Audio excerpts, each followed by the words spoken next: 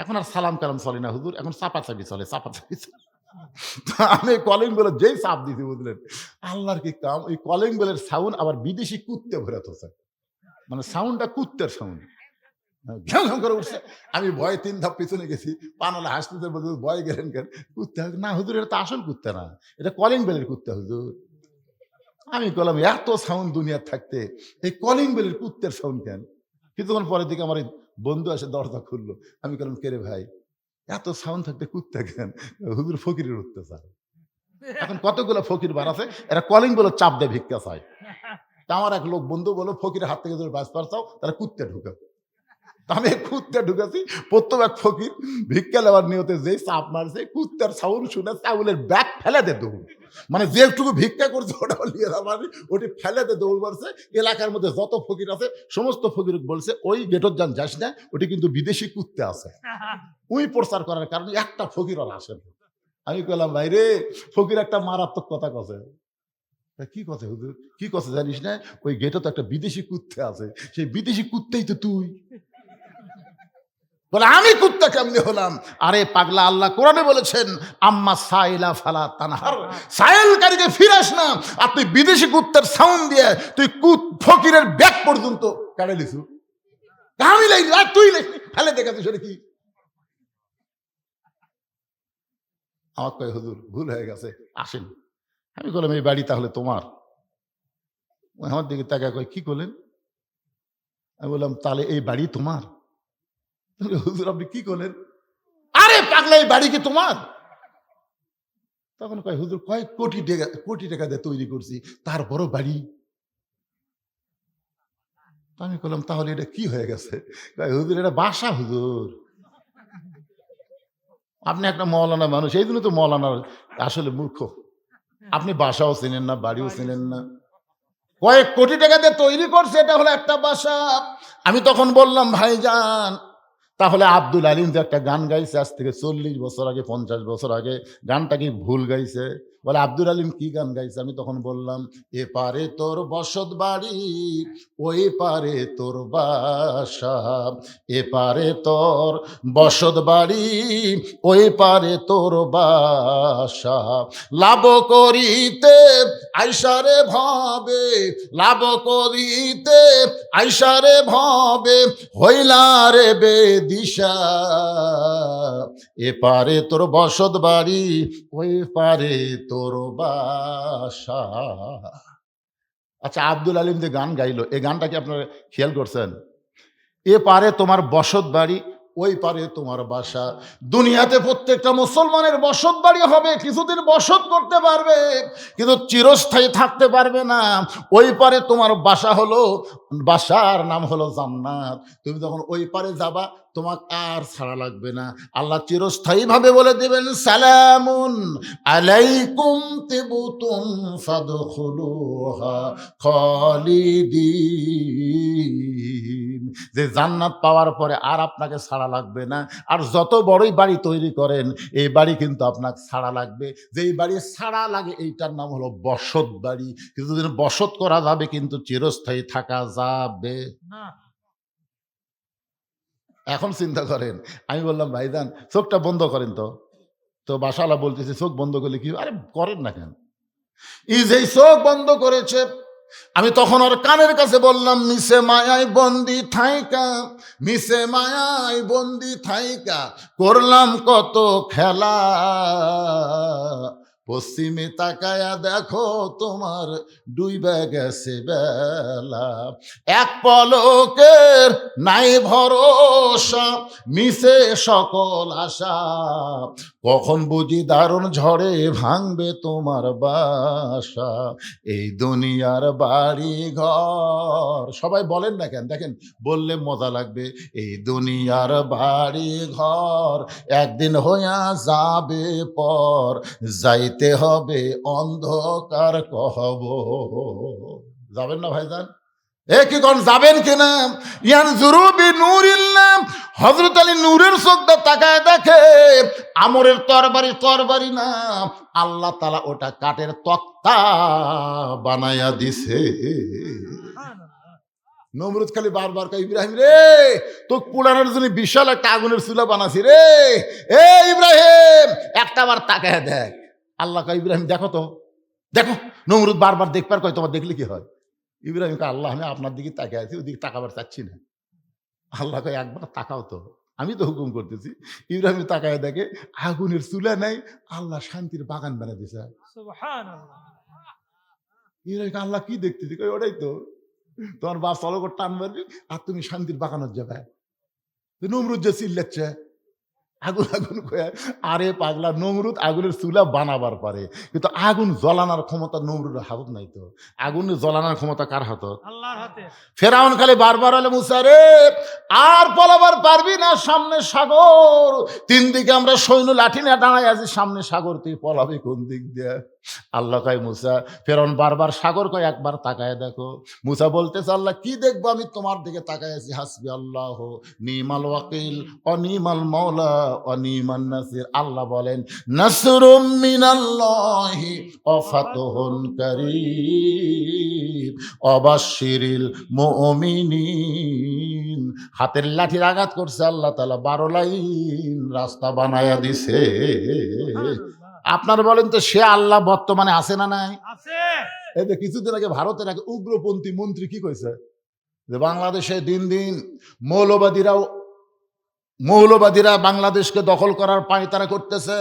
এই মৌলবাদীরা বলতেছে সব দেখা হলো শেষ, আগামীতে দেখবো কোরআনের বাংলাদেশ।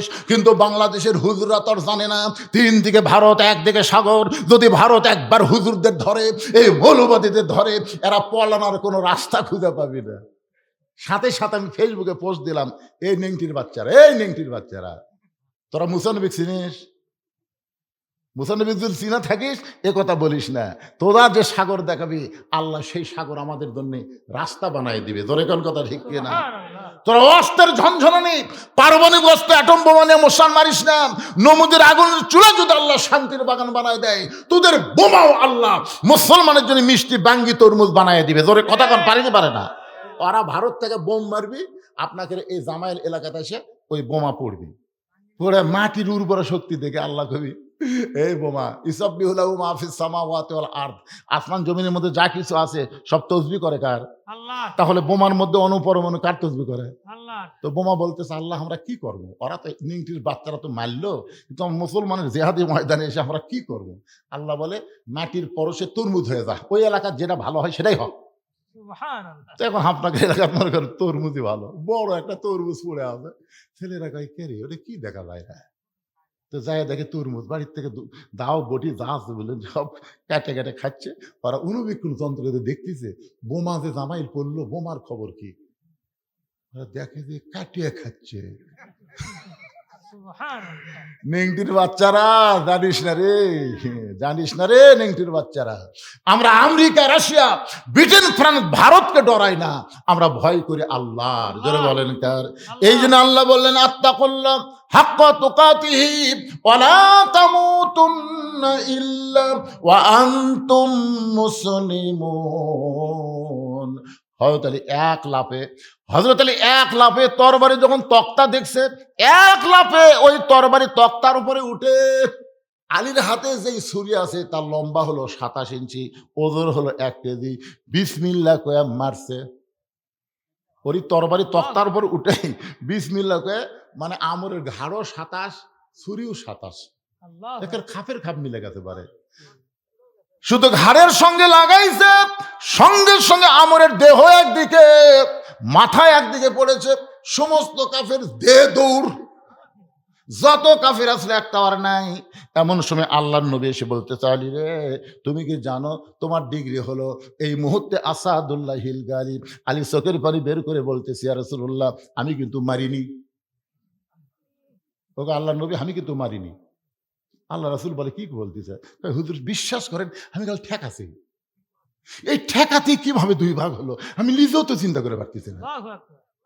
আল্লাহ রাসূল এভাবে আঙ্গুল তুলে বললেন, যে কথা একবার কইছো এ কথা আর কইও না, আমার কাছে কসো এটা দ্বারা আর কারি কসো কইও না, কারণ তোমার ডিগ্রি কিন্তু আসাদুল্লাহিল গালিব, এটা আমি দেইনি, স্বয়ং আসমান থেকে আল্লাহ দিছে। জোরে কোন সুবহানাল্লাহ।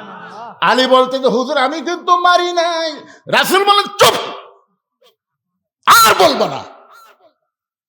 হযরত আলী এই যে চুপ করলেন, কয়েক বছর পর তাবুকের যুদ্ধে কামুস দুর্গের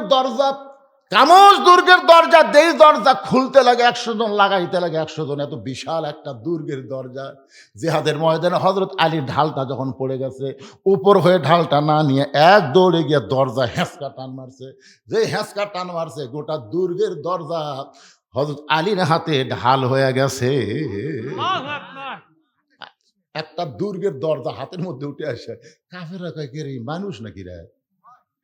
সমস্ত কাফের যখন ভয়ে দৌড় দিছে, হযরত আলী রাগ করে দরজা ফেলে দিছে, 80 গজ দূরে গিয়ে পড়ছে।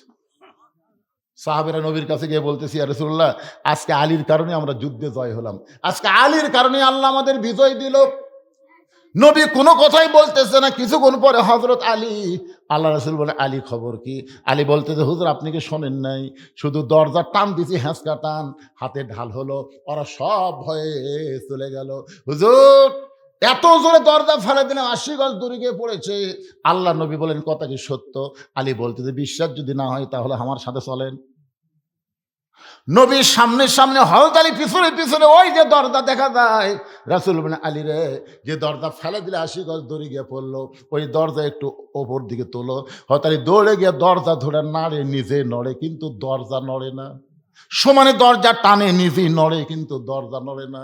আলী চোখ দিয়ে দর দর করে পানি পড়তেছে, ইয়া রাসূলুল্লাহ, হ্যাঁচকা টান দিলাম, হাতে ঢাল হলো, এখন দরজা ফেলে দিলাম, 80 গজ দূরে গিয়ে পড়লো, নিজে দরজা এত টানি কিন্তু দরজা নড়ে না। রাসূল বলে, আলী রে, একদিন তুমি কিন্তু বলেছিলে আমি মারি নাই, তোমার কি মনে আছে? আমি মারি নাই, তাহলে কে মারছে? তোমার হাতের তরবারির সঙ্গে আমার আল্লাহর পাওয়ারের কুদরতি হাত ছিল। আজকে যখন তুমি হ্যাঁচকা টান দিছে কামুল দুর্গের দরজা, তখন তুমি একলা ছিলে না, তোমার হাতের সঙ্গে আল্লাহর হাত ছিল। তুমি যখন দরজা ফেলে দিছ, তখন তুমি একলা ছিলে না, তোমার হাতের সঙ্গে আল্লাহর কুদরতি হাতের পাওয়ার ছিল। কিন্তু আলী রে, এখন তুমি একলা হয়ে গেছো, এখন দরজা টানো, নিজে নড়ো কিন্তু দরজা নড়ে না। এখান থেকে প্রমাণ হলো, আল্লাহ রাস্তায় কোনো বান্দা যখন মুজাহিদ হবে, ওই বান্দা নিজের শক্তিতে জিতবে না, আল্লাহ রহমত, আল্লাহর পাওয়ারে আল্লাহ তারে বিজয় দিয়া দিবে। আমরাও চাই এই বাংলার জমিনে আল্লাহর কোরআনের বিজয় হোক। জোরে কোন চাই কি চাই না? আমরা যখন বলবো হাত তোলে, আমাদের সঙ্গে কিন্তু আল্লাহর রহমতের হাত আছে না নাই? রে আল্লাহর বান্দার, একটু মনোযোগ দিয়ে শুনবেন। হযরত আলী যে আয়াত পড়ে ছুরির মুখে ফুঁক দিয়া মাটিতে টান দিয়ে বলেছে, তুই কত বড় কাফেরের পাটা, আল্লাহ নবী তো হত্যা করা দূরের কথা, খালি ডাকটা ডেঙ্গায় সামনে যা। কোরআন থেকে যে আয়াতটা তেলাওয়াত করে ওই চাকুতে ফুঁক দিল, মুসলমান হিসেবে আমাদের জানার দরকার আছে না নাই? অবশ্যই আমি আপনাদের জানাবো। এখন হোসেন বলতেছে, রে ইয়াজিদের চামচারা, আমার মা শুধু খাতুনে জান্নাত নয়, আমার মা হলো ফাতেমা তো জোহরা। আমি নবীর কথা, নেতার কথা বলেছি, আলীর বীরের কথা বলেছি। এখন হাত থেকে বাঁচার জন্য কোনো দোয়া না, প্রত্যেকটা 3 হাত করে একটা লাঠি কাটো, 3 হাত করে একটা কি কাটো, লাঠি কাটো। যে দিক দিয়ে চোর আসবে, এই রাস্তাগুলো তোমরা চিহ্নিত করে গোপনে গোপনে প্রত্যেক রাস্তায় 5 জন লাঠি নিয়ে দাঁড়ায় থাকো, দেখি চোর কোন দিক দিয়ে আসে।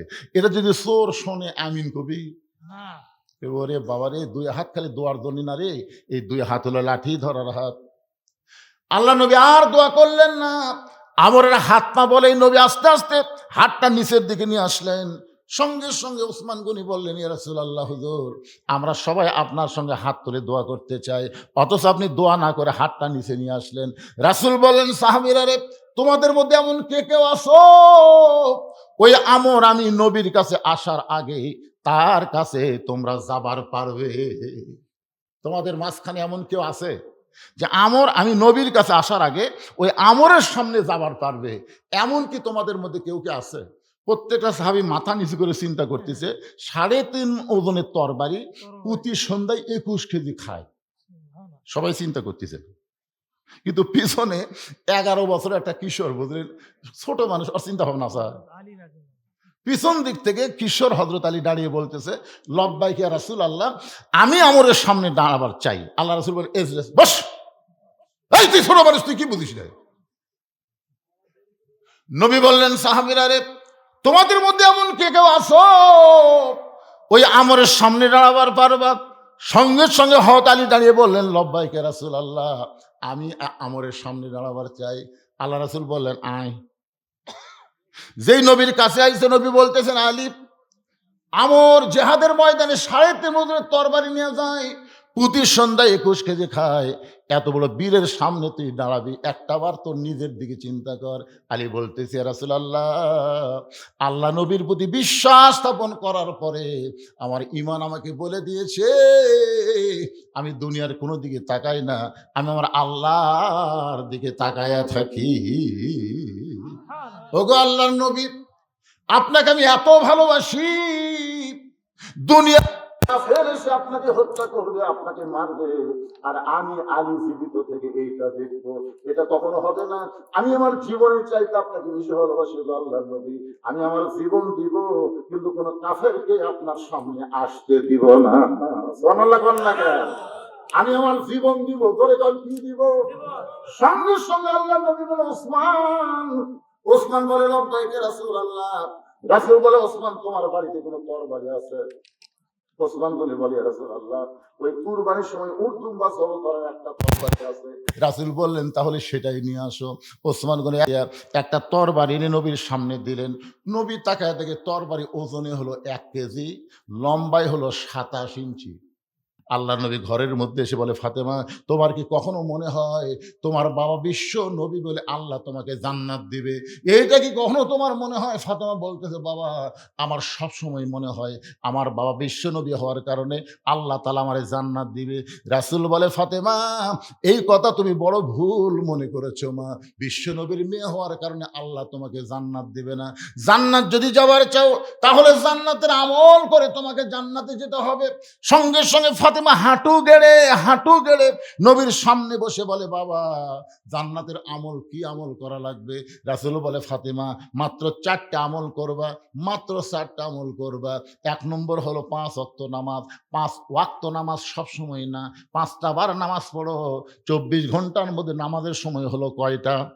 এ জোরে বলেন, কয়টা? 5 ওয়াক্ত নামাজ পড়বে। ও ফাতেমা, 12 মাসের মধ্যে 1 মাস রোজা রাখবে। সব সময় রোজা রাখা লাগবে না, 12 মাসে 1 মাস রোজা রাখবে। মেয়েদের জন্য 12 মাসে কয় মাস? এক মাস। কথা কয় না কেন? কতগুলো মেয়ে দেখবেন সোমবারে রোজা রাখে, বৃহস্পতিবারে রোজা রাখে, এরকম মেয়ে আছে না নাই? স্বামী এখন শীতের দিন রাতের বেলা খেলবার পারতেছে না, দিনের বেলা একটু খেলাধুলা করবি, স্বামী বুঝতেন। বউ বলতেছে, আসো গো, গোসল আগে একটু খেলি। বউ বলতেছে, আমি রোজা আছি। কি বুঝলেন? স্বামী এই জন্য মায়েদের বলবো, মা, নফল নামাজ, নফল রোজা স্বামীর হুকুম ছাড়া করা যাবে না। এ কথা কন না কেন? কথা কন না কেন? আল্লাহ রাসূল বলেছেন, আল্লাহর পরে কাউকে যদি সেজদা দেওয়ার হুকুম থাকতো, তাহলে প্রত্যেকটা নারীকে বলা হতো, তোমার স্বামীর পায়ে সেজদা করো। এই কথার দ্বারা রাসূল বুঝাইলেন, আল্লাহর পরেই মেয়ে মানুষের কাছে সবচাইতে দামি ওই মহান ব্যক্তি হলো তার স্বামী। কোনো বউ যদি নফল নামাজের নিয়ত করে আর স্বামী যদি ডাকে, কেগো, সঙ্গে সঙ্গে নামাজ বাদ দেওয়ার স্বামীর ডাকে উত্তর দেওয়া লাগবে। শুধু ফরজ নামাজের নিয়ত করলে স্বামী ডাকলে উত্তর দেওয়া যাবে না, কারণ আগে আল্লাহ, তারপরে স্বামী। আমার কথা কি বুঝলেন? তাহলে রমজানের ফরজ রোজা করো, তো এত রোজা কে করবার কথা রে? হ্যাঁ, রোজা যদি করবার চাস 50 বছরের পরে কর, যখন খেলাধুলা করার শক্তি থাকবে না, তখন রোজা কর। এই জুয়ান বয়স। আমি একটু অ্যাঙ্গেলে বুঝা দিলাম, পরে আপনার বুঝা নেবেন, বুঝলেন? সব কি আর বুঝা দেওয়া যায়? এবারে কি গল্প করতেছে ময়নারা? জনগণ আপনাকে দিকে তাকায় তো, এই জন্য বলতেছে, গল্প করলে মেলার যা জিলাপি খাও দাও। কি বিরক্ত হচ্ছেন? একটু মহব্বত না জিকির করেন, লা ইলাহা ইল্লাল্লাহ, জোরে লা ইলাহা, লা ইলাহা ইল্লাল্লাহ মুহাম্মাদুর রাসূলুল্লাহ সাল্লাল্লাহু আলাইহি ওয়াসাল্লাম। আল্লাহ রাসূল বলেন, ফাতেমা, সারা বছর রোজা থাকা লাগবে না, মাসে, বছরে কয় মাস? 1 মাস রোজা থাকলে রোজার হক আদায় হবে। ও ফাতেমা, সবসময় স্বামীর খেদমত করা লাগবে না। স্বামী যখন খেদমত চাবে তখন খেদমত করবা, নিজের ইচ্ছায় স্বামীর খেদমত করবা না। স্বামী চাইলে খেদমত করবা। মায়েরা শোনেন, আপনি যখনই নিজের ইচ্ছায় স্বামী খেদমত করবার যাবেন, তখন বোঝা যাচ্ছে আপনার মধ্যে শয়তানি আছে। শয়তানি আছে, হয় স্বামীর বাপের বিরুদ্ধে, না হয় মায়ের বিরুদ্ধে ওয়াজ করবে। আমি তাছাড়া হঠাৎ এরা এতই রাবিয়া হলো থেকে। এই জন্য রাসূল বলেছেন, স্বামী যখন খেদমত চাবে তখন স্বামীর খেদমত করবে। আল্লাহ নবী চোখের পানি নিয়ে বললেন, ফাতেমা, শুধুমাত্র পর্দা, শুধুমাত্র সতীত্বের হেফাজত, পর্দা করা, এটার কোনো অক্ত নাই মা, এটার কোনো সময় নাই, এটা সব সময় ফরজ। মেয়েদের যে আমলটা সব সময় করা লাগবে তার নাম কি? জোরে কর না কেন ভাই রে? পর্দা। আপনাকে এলাকার মেয়ে মানুষ মারা গেলে আপনার কয় কাপড় দেন? 5 কাপড়। 5টা দেন। আচ্ছা আপনারা বলেন তো, মরদ মানুষ আপনারা জানেন যে মেয়েদের যে পুরুষের চাইতে 2টা কাপড় বেশি লাগে, এই 2 কাপড় কোন জায়গাত বাঁধে? এটা শুনালেন, যদি না জানেন তো জানে নেবেন। একটা হলো সিনা বান, মানে বুকত বান্ধে, আর একটা হলো মাথাত বান্ধে। এখন বলেন তো, মরার পরে মাথাত কাপড় বাঁধলো কিন্তু বাঁচা থাকতে চুল বেচা খেলো, তাহলে কি হবে কোন তো? না না, বেঁচে থাকতেই মাথার চুল বেচা খেলো। মেয়েদের মাথার চুল শুধু একজন পুরুষ দেখতে পারবে, সেই পুরুষ হলো তার স্বামী। স্বামীর সামনে মাথায় কাপড় দেওয়া লাগবে না। আর স্বামী ছাড়া বাপ ভাই যারাই হোক সবার সামনে মাথার কাপড় দেওয়া লাগবে। শুধু একজন ব্যক্তির জন্য মেয়েদের মাথার কাপড় দেওয়া লাগবে না, সেই ব্যক্তি হলো তার কি? কথা কয় না রে বারে, স্বামী রে। এই চুল দেখবি স্বামী, স্বামী ছাড়া অন্য কেউ চুল দেখারই সুযোগ নাই। আর কতগুলো ফেরুয়ালা লাড়িয়া ছাড়া কিনতে পারে, একেবারে মগজ থেকে বাইর করে দিছে, একদিকে 1 টাকা কাঁচা দিছে, এদিকে চুল দিছে, লাটতিছে লাটতিছে আর চুল দিচ্ছে। ভাবি ভাবি এই সামান্য ভাবি, আর একটু একটু নাই ভাবি। তখন বলতেছে, ভাই আর তো নাই। মানে স্বামী খালি প্যারাশুট তেল কিনে দিচ্ছে, জুই তেল কিনে দিচ্ছে ওর চুল দেখার জন্য, আর ওই খালি সমানে। বাড়িতে গেছে যাই দেখি তো আর একটু নাই তো। আমি কি করি, মুড়া চিরো নিলে বুঝলেন, মাথাত খালি একাধারছে মারিয়া কিছু তুলে আমি কই, ভাই দেখেন তো। তখন চুলালা লাড়াচাড়া করছে, ভাবি আরে একটু না হোক যাক, আজকে এই লিয়ে গেলাম ভাই। ভাবি আগামীবার যেন একটু বেশি হয়, বুঝতেছেন না? এখন আপনারা বলেন, যে মেয়ে মানুষের মাথার চুল একটা ফেরওয়ালা, একটা চুলওয়ালা লাড়িয়া চাড়িয়া কিনলো, ওর মাথা মরার পরে কাপড় দিয়ে লাভ হবে? না। কি কথা বলে? তাহলে যেই স্বামীর বউ চুল বেচা খাচ্ছে, হ্যাঁ আপনাদের খবর কি ভাই? একটা বউকে আল্লাহ কিছু বলবে না, একটা বউকে আল্লাহ কিছু বলবে না, সব বলবি স্বামী।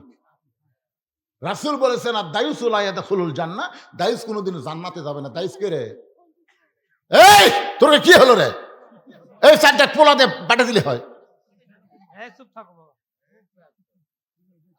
আমার মায়েরা শোনেন, মরার পরে খাটনি পর্যন্ত চাদর দিয়ে ঢাকে। কি জন্য মরার পরে 5টা কাপড় আবার খাটনি চাদর দিয়ে ঢাকে? কারণ মরার পরে যদি এমন পর্দা হয়, তাহলে জীবিত অবস্থা পর্দা কেমন করা লাগবে একটু মা বোনদের খেয়াল করা দরকার আছে না নাই? আমার মা এদের জন্য বলতেছি, মা সবাই আমরা মরে যাব, এখানে যত মানুষ আমরা আইছি, এখান থেকে বাড়ি যাওয়ার গ্যারান্টি কারু? নাই। আরো জোরে কোন? কারু নাই। তাহলে আমরা কখন মরবো আমরা কেউ জানি না ভাই রে, কেউ জানি না। এখানে আমরা বসে আছি, আহারে এখান থেকে মরলি আমাদের দেহ কবরে যাবে। আর সেই গোরস্থানের উন্নতি গল্পে মাহফিল আমাকে বলতে, হুজুর গোরস্থানের জন্য একটু 5-10টা মিনিট আপনি একটু চাবেন। আপনারা যারা এই গ্রামের এই গোরস্থানে মারা গেলে যারা থাকবেন, তারা কারা কারা আছেন একটু হাত তোলেন তো দেখি। এই ভাদার পশ্চিমপাড়া কবরস্থানে মরে গেলে আপনারা থাকবেন, এই নিয়ত যার কে আছে তারা একটু হাত তোলেন তো। আরে এই পাড়ার একটাও নাই। সবাই তুলেন, সবাই। ভাদারে খুশি খুশি হাত তুলেন সবাই। খুশি খুশি তুলবি কেন? সত্যি তোলা লাগবে। তুই আমার অ্যাঙ্গেল মারতে তাহলে খুশি কারণ খুশি। থাকবে। এই আপনারা এই গ্রামের যারা মাহফিল করতেছেন, যারা এই মাহফিল করতেছেন, আপনার কেউ নাই?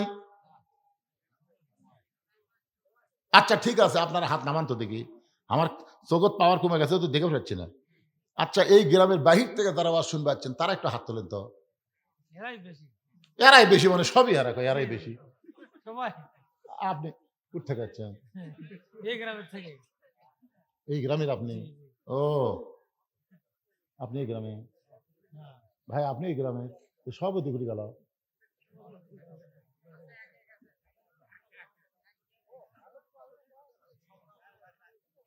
না শোনেন, বাহিরে যারা আসছেন, আপনার যারা বাহিরে আছেন, বাহির থেকে যারা আছেন, তাদের কাছে আমার কোনো চাপ নাই। তাদের কাছে কোনোই চাপাচাপি নেই। আপনার খুশি মতো আপনাদের বাপ মা কবরে গেছে, যাদের দাদা দাদি কবরে গেছে, শুধুমাত্র তাদের কবরকে জান্নাতের টুকরা বানানোর জন্য এই গোরস্থানের উন্নতি কল্পে একটা কোরআন শরীফ বাবদ 500 টাকা দিবেন। একটা কোরআন শরীফ বাবদ, কোরআন শরীফ দেওয়া লাগবে না, একটা কোরআন শরীফ বাবদ 500 টাকা দিবেন। 500 টাকা দেওয়া মাত্র আমি দোয়া করে দেব, আল্লাহ যেন আপনার বাপ মার কবরকে জান্নাতের টুকরা বানায় দেয়। আল্লাহ বাপ মা যদি শীতের দিন বাঁচা থাকতো রে, কত কি কিনে দেওয়া লাগতো না? আজকে সেই মা বাপ মা অন্ধকার কবরে গেছে, একটু বাপ মার রুহের মাগফিরাতে 500 টাকা কেউ দিবেন, যে হুজুর একটা কোরআন শরীফ বাবদ আমার বাপ মায়ের কবরকে জান্নাতের টুকরা বানানোর জন্য 500 টাকা দিয়ে দিলাম। যারা বাইরের লোক আছেন তার কাছে আমার দাবি। আর এই গ্রামের যারা এলা 500 টাকার খাওয়া আছে, ভাই আপনি কত দিবেন কোন তো দেখি, কোন 500 দিলাম। এই গ্রামের লোকে আপনি 500? চাইলেন যে হুজুর প্রথমে 500। না না, সেটা এই গ্রামের এই শুনবারই পারিনি। যারা এই গ্রামের বাহির থেকে আসছেন তার কাছে চাইছি আমি। আর যারা গ্রামের লোক তারা 500 দিলে হবি না, এই কথা কইছি। কি শুনলো রা? কোন কোন কোন কোন কোন আপনি দিয়ে শুরু হোক, এই ডান থেকে তো শুরু হোক। 500 নগদ ইনশাআল্লাহ। নগদ দিলেন 500, বাকি কত দিবেন কোন? বাকি আরো 500, 1000 টাকা। ওই 500-র উপর বোধহয় হিসাব জানে না, বুঝলেন? আমার এক দাদি আসলো, 20-এর উপর হিসাব জানতো না, তখন 20 করে করছিল। ভাই কয় কোটি টাকা? 5 কোটি টাকা আছে। 5 কোটি মানে 20-র উপর হিসাব জানে না, এই 500-র উপর জানে না। এই যে শেরপুর থেকে এক ভাই 500। কোরআন শরীফ বাবদ এই যে বাবা শেরপুরে কে দিল রে? এটা কিন্তু কোরআন শরীফ বাবদ দাদা। তোমার কে কে মারা গেছে? কে কে মারা গেছে বাবা? আমার দাদা দাদি নানা নানি। দাদা দাদি নানা নানি রোহের মাগফিরাতের জন্য কোরআন শরীফ বাবদ 500 টাকা দান করেছে আল্লাহ। দাদা দাদির কবরকে জান্নাতের টুকরা বানায় দেন। মায়ের জন্য বহু দূর থেকে আইছে দোকান নিয়ে। কে মারা গেছে? বাবা মা দুইজনে মারা গেছে রোহের মাগফিরাতে। কোরআন শরীফ বাবদ 500 টাকা দান করলো। আল্লাহ বাপার কবরকে জান্নাতের টুকরা বানায় দেন। জোরে বলে আল্লাহুম্মা আমিন। ভাইরে, দুনিয়ার টাকা দুনিয়াতেই পড়ে থাকবে। আমি বলতেছিলাম ওসমান গনিকে আল্লাহ বলল, আল্লাহ নবী বলল, ওসমান আল্লাহ তোমাকে কত সম্পদ দিয়েছে তুমি কি হিসাব জানো? মনে আছে আপনাদের? ওসমান গনি বলেন, আল্লাহ ওগো আল্লাহ নবী, হিসাব যদি না জানি তাহলে যাকাত কেমনে দেব? রাসূল বললেন, তাহলে কত সম্পদ তোমাকে আল্লাহ দান করছে তুমি একটু বলো। ওসমান গনি বলতেছি, ইয়া রাসূলুল্লাহ, আল্লাহ আমাকে যত সম্পদ দান করেছে এই সম্পদগুলো যেই গুদামে রাখি, ওই গুদামে তালা দিয়া ওই তালার চাবি টানতে একটা উট হিমশিম খায়। সুবহানাল্লাহ বলতেছে না, বুঝতে পারেননি? মানে আল্লাহ আমাকে যত সম্পদ দিছে এই সম্পদ গুদামে রাখে, ওই গুদামও তালা দিয়ে ওই তালার চাবি টানতে একটা উট হিমশিম খায়। সুবহানাল্লাহ। রাসূল বললেন, ওসমান আল্লাহ যদি সমস্ত সম্পদ যদি তোমার কাছে আবার ফেরত চায়, এত সম্পদ আল্লাহ তোমাকে দিয়েছে, এই সম্পদ যদি তোমার কাছে ফেরত চায় তুমি কি করবা? ওসমান গনি মারলেন দৌড়। সাহাবীরা বলতেছে, ইয়া রাসূলুল্লাহ, ওসমান গনি যে হারে দৌড় মারলো। রাসূল বললেন, একটু ধৈর্য ধরো। কিছুক্ষণ পরে সাহাবের নবী তাকায় দেখে ওসমান গনি ওই উটটা রশি টেনে টেনে নবীর কাছে নিয়ে এসে বলতেছে, ইয়া রাসূলুল্লাহ, শুধু গুদামের মাল না, গুদামের তালা না, তালার চাবি বহনকারী এই উটটাও আমি আল্লাহকে দিয়ে দিলাম। রাসূল বলে, ওসমান সবই যদি আল্লাহকে দিলা তাহলে তোমার সঙ্গে তোমার জন্য রাখলা কি? ওসমান গনি বলতেছে, একটা মুসলমানের জন্য আল্লাহ নবী ছাড়া আর কিছু দরকার নাই। এখান থেকে বিশ্বাস করেন সম্পদের মালিককে। আল্লাহ। আর বাপ মা মরে গেছে, দাদা দাদি মারা গেছে, তাদের রুহের মাগফিরাতে 500 টাকা কোরআন শরীফ বাবদ দিতে আপনাদের কি কষ্ট হচ্ছে? আল্লাহর আরেকজন বান্দা কোরআন শরীফ বাবদ আব্দুল মালিক জামাইল থেকে 500 টাকা দান করেছে। আল্লাহ তার আপনজন যারা কবরে গেছে এই দানের ওসিলায় তাদের কবরকে জান্নাতের টুকরা বানায় দেন। জোরে বলে আমিন। এই মাহফিলের কমিটির কারা আছে রে বাবা? ভিতরের নামও তো ব্যাগলিয়া 10 টাকা 20 টাকা 50 টাকা 100 টাকা যে যা পারবে আল্লাহর ওয়াস্তে দান করবেন। এরকম চাপ দিয়ে আদায় করা যাবে না বাইরের লোকের কাছ থেকে। এই গ্রামের যারা আছেন, গ্রামের কয়জন আসেন, গোরস্থান উন্নতি কল্পে মাহফিল করতেছেন, তো কি করবেন আপনারা? সভাপতি সাহেব এখন আসেনি। আর বাড়ি কোন জায়গা, কোন গ্রামে? কিছু দিয়ে গেছে না খালি খালি কি দিতে? কোন কোন? মাশাআল্লাহ, আজকের মাহফিলের সম্মানিত সভাপতি সাহেব নগদে 5000 টাকা দান করছে। আল্লাহ তার দানকে কবুল করুক, জোরে কোন আমিন। আজকের মাহফিলের প্রধান অতিথিও দিয়ে গেছে। কত দিল? প্রধান অতিথি সাহেব 4000 টাকা দান করেছে। আল্লাহ তার দানকে কবুল করুক, আল্লাহুম্মা আমিন। আব্দুল বারিক মা মারা গেছে, এই গ্রামে বাড়ি, মা মারা গেছে, মায়ের কথা মনে করে কোরআন শরীফ বাবদ 500 টাকা গোরস্থানের উন্নতি কল্পে দান করলো। আমরা দোয়া করে দিই আল্লাহ তার মায়ের কবরকে জান্নাতের টুকরা বানায় দেখ, জোরে কোন আমিন। এ বাবা এই গামছার মধ্যে দেন তো, সবাই দেন তো। যারকে বাঁচারই গ্যারান্টি নাই, যে কোনো সময় কবরে যাওয়া লাগবে, জীবনের শেষ দান মনে করে আল্লাহর রাস্তায় দিয়ে দেন। 10, 20, 50, 100 যে দা পারবেন দান করবেন। দুনিয়ারই সম্পদ দুনিয়াতে রবে, ফকির হয়ে মানুষ কবরেতে যাবে। সবাই একটু জিকির করেন, লা ইলাহা ইল্লাল্লাহ, লা ইলাহা ইল্লাল্লাহ। আপনি লেখেন, যা দিবেন সেটা লেখেন তো, নিজের ইচ্ছে করে লেখেন। দেখছেন খাতা কলম নাই এখানে। আচ্ছা, গোরস্থানে কি কি লাগবে আপনি করে, কি কি লাগে দরকার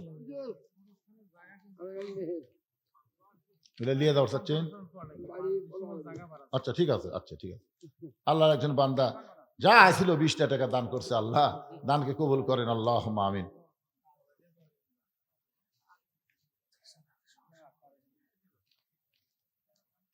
সহ সভাপতি এখানে 2 জন উপস্থিত আছে। ভাইজান আপনারা বলেন দেখি, বলেন। হ্যাঁ, ওই দিক থেকে ঘুমাচ্ছে নাকি রে ভাই? কোন আপনি দেখেন, আপনি দেখেন, এটা হলো কোন তো দেখে, আপনি দেন দেখি না, উপরে নিচে এটা কোনো ব্যাপার হলো? তাই দানত বলে উপরে নিতে হবে। আলহাজ তরিকুল ইসলাম কে সেটা? হ্যাঁ আপনি কোন লগত না বাকি? মাশাআল্লাহ, হাতের মধ্যে টাকা লেগে আছে দেখছেন। ইচ্ছা করলে 2000 দিবার পারলো, উনি কিন্তু 1000 বেড়াই দেয়। মোট 3000 টাকা দান করছে, নগদ 2000, বাকি 1000। আল্লাহ তরিকুল ইসলাম সাহেবকে কবুল করেন, জোরে বলেন আমিন। আপনজন যারা কবরে গেছে দানের ওসিলায় আল্লাহ তাদের কবরকে জান্নাতের টুকরা বানায় দেখ, জোরে বলে আল্লাহুম্মা আমিন। এখন সহসভাপতি জনাব মোহাম্মদ জেল হক, আপনি সেটা জেল হক, আপনি কোন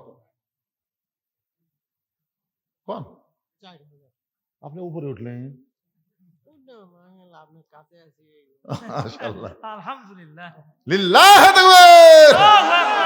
সহসভাপতি জনাব জেল হক সাহেব 4000 টাকা ধরে বলেন মারহাবা। যা বাপ মা আপনজন যারা কবরে গেছে আল্লাহ এই দানের ওসিলায় বাপ মার কবরকে জান্নাতের টুকরা বানায় দেন, জোরে বলে আমিন।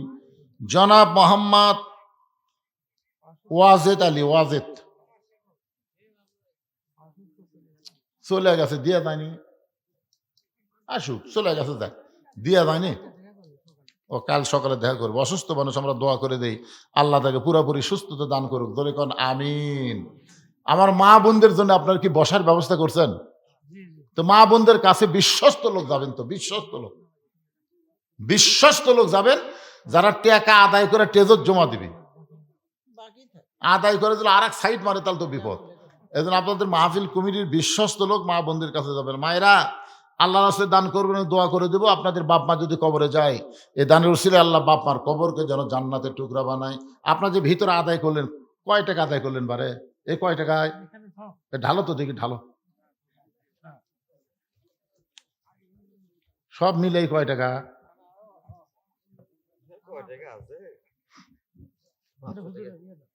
বাহিরের লোকের কাছ থেকে কি করবেন?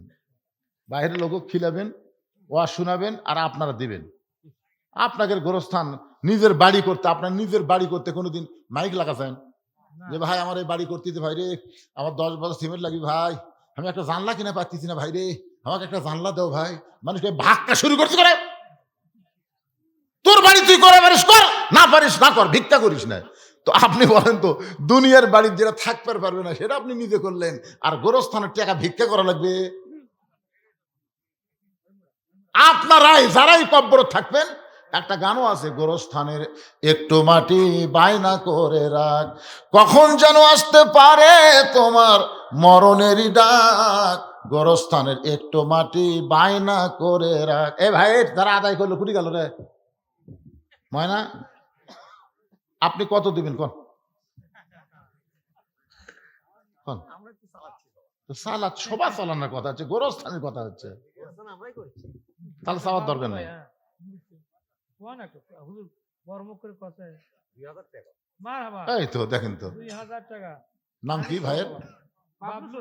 বাবলু সরকার 2000 টাকা দান করেছে। আল্লাহ বাবলু সরকার দানকে আল্লাহ আপনি কবুল করেন। আল্লাহ নেক নিয়ত নিয়ে আসা পড়ে আল্লাহুম্মা আমিন। 2000 কি নাম? আনিস চাচা 2000 আনিসুর রহমান, উনিও 2000। মুরব্বী আপনি কয় হাজার? হ্যাঁ? 2000 সবই লাইন ধরছে রে 2000-এর। তাহলে আসল কথা কি, এরা তলে তলে দিয়ে থতে, বুঝলেন? মানে এরাই দেয়, বলতেছে না আমরাই তো, তার মানে কি এ চাওয়া আপনাদের কাছ থেকে যেটা পাওয়া গেল আলহামদুলিল্লাহ, টাকা ঠিক গুণনি বেশি হবি না। আপনি কি দিবে রাখছেন কোন দিছেন? 2000 আমজাদ। এগুলা দিছে, হ্যাঁ। আগেই দিছে, আবার লিখতে কি হবে? আবার সামনে বছর 2000 দিবি। সামনের বছর 3000 দিবি। আচ্ছা 3000 আমজাদ চাচা 3000। না, এই বছর যারা 2000 দিছে সামনের বছর লোকটা বলতে আবার 2000-ই থাকবে। আপনারা 3000। আগামী বছর পর্যন্ত আমরা বাঁচবো কিনা তার কোনো গ্যারান্টি নেই। 3000 নিয়ত করেন, দেখা যাক আল্লাহ কি করে। হুজুর নিজে বলছেন। একটু জিকির করেন লা ইলাহা ইল্লাল্লাহ, লা ইলাহা ইল্লাল্লাহ, লা ইলাহা ইল্লাল্লাহ, লা ইলাহা ইল্লাল্লাহ, লা ইলাহা ইল্লাল্লাহ, লা ইলাহা। আমি আপনাদের বোঝানোর জন্য বলতেছি, সর্বপ্রথম আল্লাহর নবী যে গোরস্থান তৈরি করেছেন সেই গোরস্থানের নাম হলো জান্নাতুল বাকি। ধরে কোন নাম কি? জান্নাতুল বাকি। সাহাবেরা বললেন হুজুর, এই জান্নাতুল বাকি যে আপনি এরিয়া দিলেন, যে আমরা যারাই মারা যাব এই জান্নাতুল বাকির মধ্যে থাকব, সবাই মিলে মরার পরে গোরস্থানে থাকার মধ্যে লাভ কি? মানে একা একা না থাকে, এই পারিবারিক গোরস্থান না করে সবাই মিলে এক জায়গায় থাকার মধ্যে লাভ কি? আমি আপনাকে এখন ঠান্ডার দিনতে যুক্তি কুলাই না, যাই হোক আমি গরমের দিনে যুক্তি দিচ্ছি। মানে ওয়াজ করতে করতে আমার গাও ঘামে যাচ্ছে মনে করেন, তখন মাহফিল কমিটি চিন্তা করতে যে হুজুর যে হারে ঘামতেছে পারে একটা ফ্যান দেই। তো একটা ফ্যান এখানে সেট করছে। আপনারা বলেন তো এই ফ্যান সেট করছে কার জন্যে? কিন্তু এখানে যত মানুষ আশেপাশে আছে এরা কি বাতাস পাবে না? তাহলে চিন্তা করে দেখেন, হুজুরের নিয়তি ফ্যান দিল, কিন্তু আশেপাশে থাকার কারণে সবাই একটা বাতাস পালো। তো গোরস্থানের মধ্যে একজন ভালো মানুষকে যদি দাফন করা হয়, আল্লাহ যদি তার উপর রহমত বর্ষণ করে, আশেপাশে যেগুলো কবর আছে সমস্ত কবর রহমতের একটা অংশ পায়। ধরে করেন সুবহানাল্লাহ। এই জন্য সকলে মিলে থাকবেন। গোরস্থান দরকার হলে শ্রদ্ধা বড় করবেন, গোরস্থান নিয়ে কোনো জ্ঞানদাম করবেন না। আওয়ামী লীগ, বিএনপি, জাতীয় পার্টি, জামাত ইসলাম নাই, মরে গেলে আমরা সব এক জায়গায়। ধরে কোন কথা ঠিক কিনা? যতই দল করেন, আওয়ামী লীগের গোরস্থান আলাদা আছে, না বিএনপির অমুক পাড়াত গোরস্থান আছে, না। তাহলে আমরা সব দল মিলে যেখানে থাকবো সে কবরস্থানের উন্নয়ন মানে আমরা মুসলমান হয়ে, পরিপূর্ণ মুসলমান হয়ে অন্ধকার কবরে যেন যাবার পারি, আল্লাহ যেন তৌফিক দেয়। সকলে বলে আমিন। সকল আহমদ আলীর জামাই 2000 টাকা নগদ করছে দান। আহমদ আলীর জামাইয়ের দানকে আল্লাহ আপনি কবুল করেন। সবাই ইস্তিগফার করেন।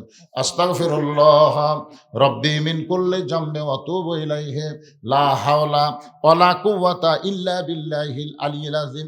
এরা আবার হাল খাতাও করছে। আমি আসার সময় দেখলাম হাল খাতা। হাল খাতার খবর কি? না না, হাল খাতার খবর কি বারে? দিছে সব নগদ টাকা দিছে। দিছে হ্যাঁ লাভ না লস? আশেপাশে সবাই হয় না, ইয়ে কমে গেল। ওটাই চলি যাচ্ছে। এ তবারক নাই, আজকে তবারক নাই। আছে আছে। মাশাআল্লাহ তবারক আছে। আপনারা মনে করেন যে খালি খালি, তা কিন্তু না। সাইদ হয়ে বসা পরে আগে মোনাজাত হবি, তারপর সাইদ হয়ে বসবি। আল্লাহুম্মা সাল্লি আলা মুহাম্মদ, আল্লাহুম্মা বারিক আলা মুহাম্মদ, আল্লাহুম্মা আমিন। আল্লাহুম্মা আনতাস সালাম ওয়া মিনকাস সালাম, তাবারাকতা ইয়া যাল জালালি ওয়াল ইকরাম। আয় আল্লাহ তাআলা, সেই মাগরিবের নামাজের পর থেকে এখন প্রায় রাত 12টা পর্যন্ত তোমার বান্দারা এই জান্নাতের বাগানে বসে বসে কোরআন হাদিস আলোচনা শোনার শেষে আমি গুনাহগারের সঙ্গে রহমতের দরজায় ফকির হয়ে দোকানা হাত তুলেছে। মেহেরবানি করে আজকের মাহফিল আমাদের সকলের হেদায়েতের জন্য, নাজাতের জন্য, জান্নাতের জন্য কবুল করো। এই মাহফিলের শুরু থেকে শেষ পর্যন্ত যত আলোচনা হয়েছে আল্লাহ, এর মধ্যে যদি ত্রুটি হয়, ভুল হয়, মাফ করে দিও। এর যা হাদিয়া মঞ্জুর করো। সোনার মদিনায় নবী পাকের রওজা মোবারকে আল্লাহ তুমি কবুল করো। তামাম আম্বিয়ায়ে কেরাম, আসহাবে কেরাম, তাবেঈনে কেরাম, তাবা তাবেঈনে কেরাম, তামাম পৃথিবীর মাটির নিচে যত মুমিন মুমিনা শুয়ে আছে আল্লাহ সকল আর ওয়াফরে হাদিয়া কবুল করো। আল্লাহ আমরা যারা হাত তুলেছি আমাদের জনম দুঃখনী মা যাদের কবরে চলে গেছে, আমাদের দরদের বাবা যাদের কবরে গেল, আল্লাহ মেহেরবানি করে মা বাবার কবরকে জান্নাতের টুকরা বানাও। আমাদের দাদা দাদি নানা নানি আত্মীয় স্বজন শ্বশুর শাশুড়ি যাদের কবরে গেছে আল্লাহ কবরবাসীদের মাফ করে দাও। আল্লাহ ভাদার গোরস্থানকে উন্নয়ন কল্পে যারা মাহফিল করলো আল্লাহ এই কবরে যারা শুয়ে আছে আল্লাহ সকলের কবরকে জান্নাতের টুকরা বানায় দাও। আল্লাহ তোমার যেই বান্দারা কষ্ট করে মেহনত করে হাজার হাজার টাকা খরচ করে আজকের জান্নাতের বাগান লাগাইছে আল্লাহ তাদের সকলকে জান্নাতি কবুল করো। এই গ্রামের উপরে রহমত বরকতের দরজা খুলে দাও। আজকের মাহফিলের সম্মানিত সভাপতিকে আল্লাহ তুমি কবুল করো, সম্মানিত সহসভাপতিদেরকে আল্লাহ তুমি কবুল করো, প্রধান অতিথি কবুল করো, বিশেষ অতিথির আল্লাহ তুমি কবুল করো। আল্লাহ যারা নগদে বাকিতে দান করেছে সব দানগুলো জান্নাতের বিনিময় হিসেবে কবুল করো। আমার মায়েরা বোনেরা পর্দার অন্তরালে বসে বসে আলোচনা শুনেছে, আবিদা সারিয়া পর্দাঞ্চি কবুল করে মা ফাতেমার চরিত্র দান করো। আমি অসুস্থ, আমার মতো অসুস্থ অবস্থায় যারা হাত তুলেছে আল্লাহ সবাইকে সুস্থতার নিয়ামত দান করে দাও। একটা মিনিট চিন্তা করেন তো বাজান, কত মানুষের জানাজার নামাজ আমরা পড়েছি, এই দুই হাত দিয়ে কত কবরে আমরা মাটি দিয়েছি। একদিন আমরা সবাই মরে যাব। যেদিন আমাদের মৃত্যু হবে দিনটা যেন জুমার দিন হয়, মাসটা যেন রমজান মাস হয়। ইমানের সাথে ইজ্জতের সাথে এই দুনিয়া থেকে বিদায় নেওয়ার সময় আমাদের জবানে তুমি জারি করে দিও লা ইলাহা ইল্লাল্লাহু মুহাম্মাদুর রাসূলুল্লাহ সাল্লাল্লাহু আলাইহি সাল্লাম।